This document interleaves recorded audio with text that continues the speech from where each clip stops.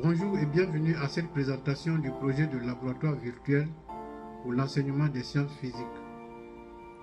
Je suis Lassina Sidibé, inspecteur de l'enseignement secondaire. Précédemment professeur de physique au lycée Djedji Amondi Pierre d'Adjamé, je suis aussi développeur d'applications mobiles à caractère éducatif.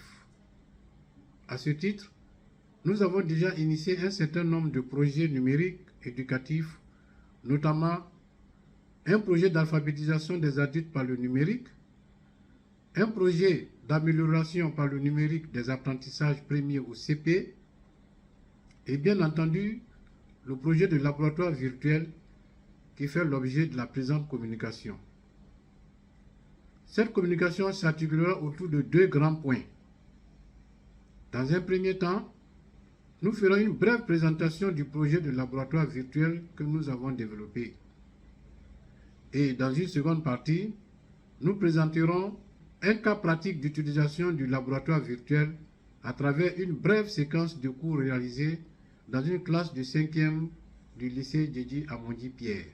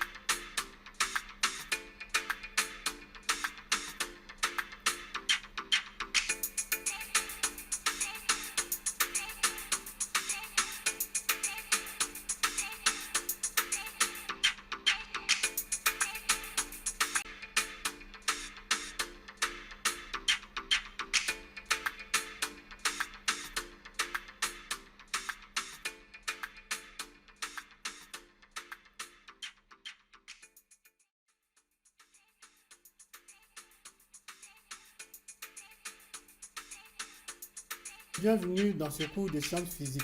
Aujourd'hui, nous allons aborder une nouvelle leçon de physique en classe de 5e.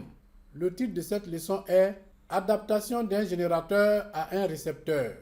Au cours de cette séance, nous verrons comment adapter dans un circuit électrique un générateur à un récepteur.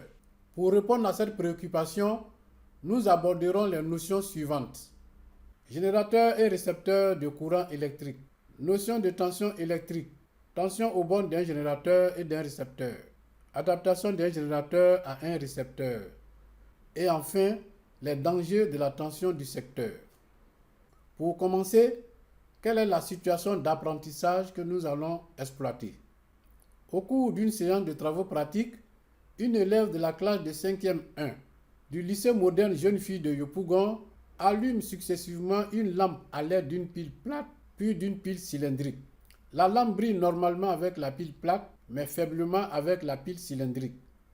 Pour expliquer ces observations, cet élève et ses camarades, sous la supervision de leur professeur, se proposent d'identifier les tensions nominales des composants électriques et d'adapter le générateur au récepteur.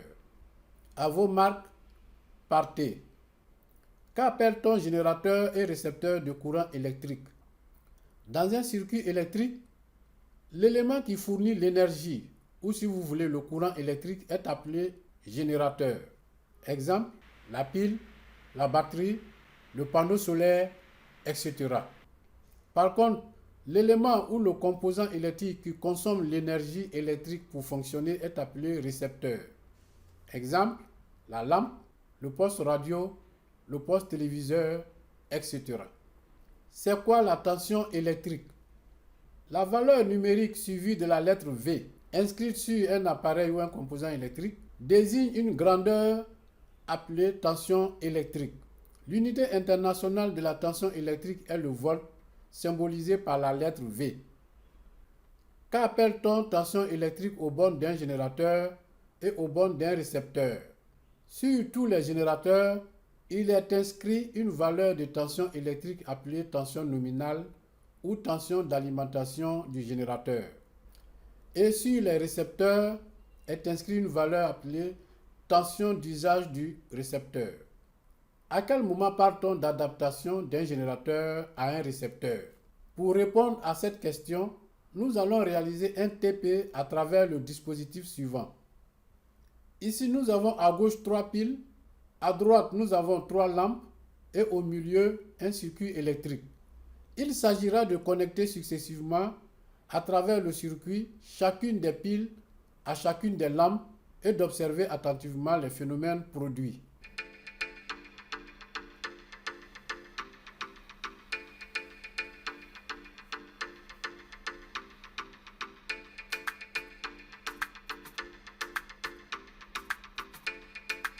D'abord, nous allons connecter la pile 1 à la lampe A, puis à la lampe B et à la lampe C.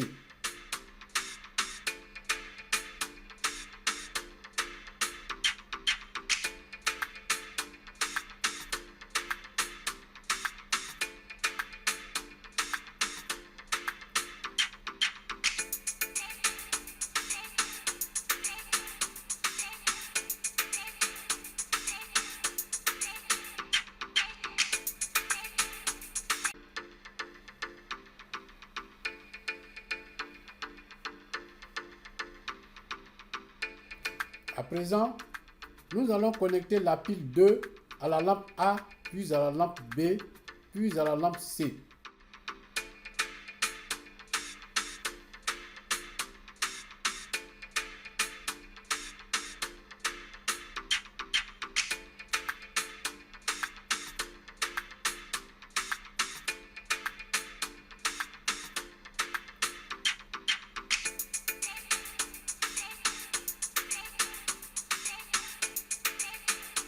Enfin, connectons la pile 3 successivement aux 3 lampes.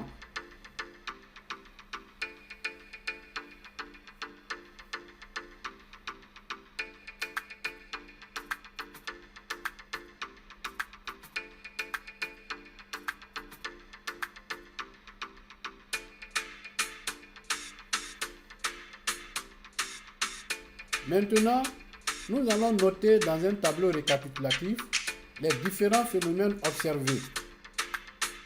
Ici, nous constatons que la lampe A brille normalement avec la pile 2. La lampe B brille normalement avec la pile 3. La lampe C brille normalement avec la pile 1. Dans ces 3 cas, on dit qu'il y a adaptation du générateur au récepteur car la tension d'alimentation du générateur est égale ou voisine à la tension d'usage du récepteur. Par contre, avec les piles 2 et 3, les lampes B et C brillent faiblement ou pas du tout. On dit qu'il y a inadaptation car les tensions nominales ou d'alimentation des générateurs sont très faibles par rapport aux tensions d'usage des récepteurs, les lampes fonctionnant en sous-tension. Enfin, avec les piles 1 et 3, les lampes A et B sont grillées, c'est-à-dire détériorées. Là aussi, il y a une adaptation car les tensions d'alimentation des générateurs sont très élevées par rapport aux tensions d'usage des récepteurs. Les lampes fonctionnent ici en surtension. Quels sont les risques ou conséquences d'une surtension? Cas du courant domestique. La tension du secteur, celle qui délivre le courant domestique, a une valeur de 220 volts, alors que le corps humain ne supporte qu'une tension maximale de 24 volts. Il est donc dangereux de manipuler le courant domestique sans protection au risque de se faire électrocuter. Les variations de la tension du secteur sont dangereuses pour les appareils. Elles peuvent créer la sous-tension. Dans ce cas, les appareils sont sous-alimentés et fonctionnent mal ou pas du tout. Elles peuvent aussi créer de la surtension. Dans ce cas, il y a risque d'incendie ou de détérioration des appareils. Il convient donc d'utiliser un stabilisateur pour protéger les appareils.